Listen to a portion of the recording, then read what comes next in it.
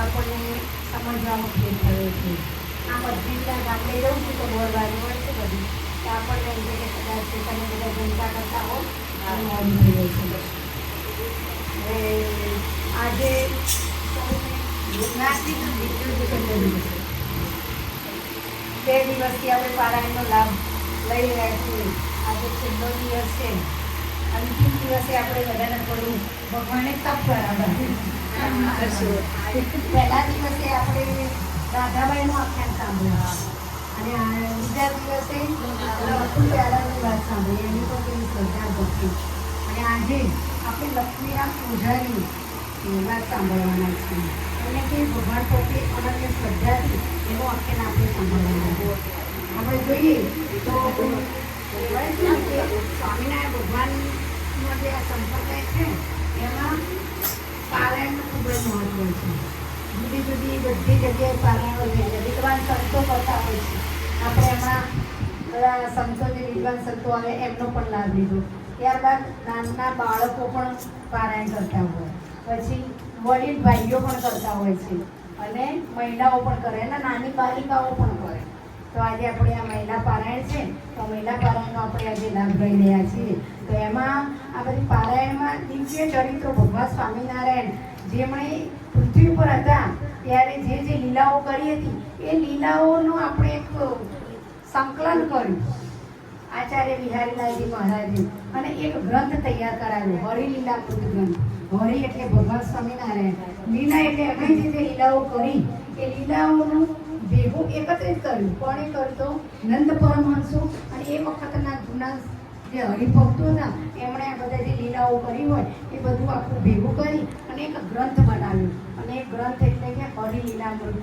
અને અમૃત એટલે કે આપણે અમૃત ભૂલી જાય છે ને જે અમૃત પીએ એટલે આપણે આ 3 દિવસથી હરિરસ પીએ છીએ, હરિનું અમૃત પીએ છીએ અને આપણે બધા અમૃતમાં પામી ગયા છીએ.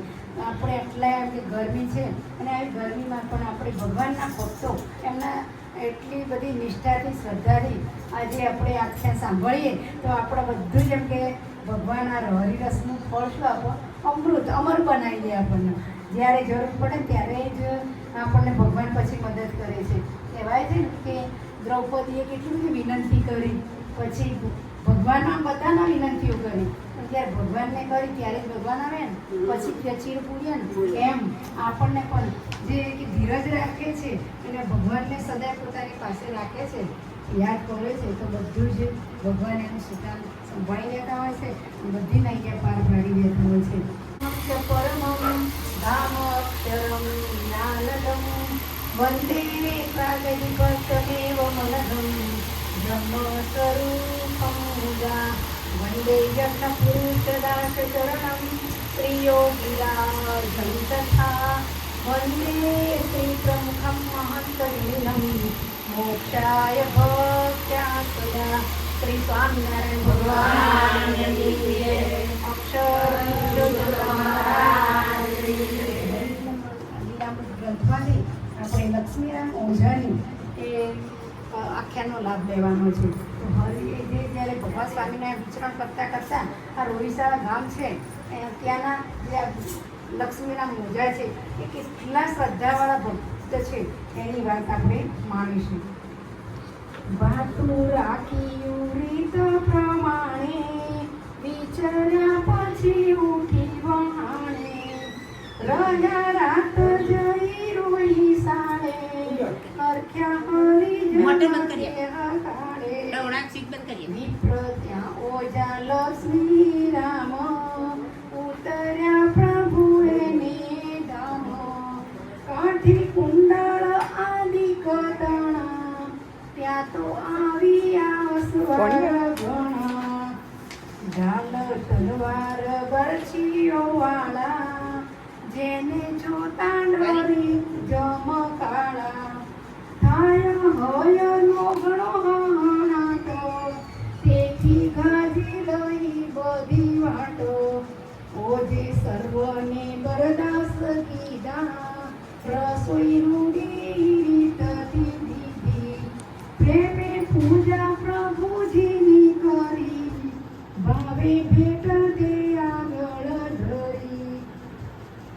અહીંયા બધા છે એ ઓરસા ગામના હોય છે અને આજુબાજુ સારંગપુર જોયું છે ને એના આજુબાજુ જે કુંડળ ગામ ને બધા છે ને એ ત્યાંના હરિભક્તો પણ સાથે આવેલા અને એ વખતે તો પાકી દરબારો.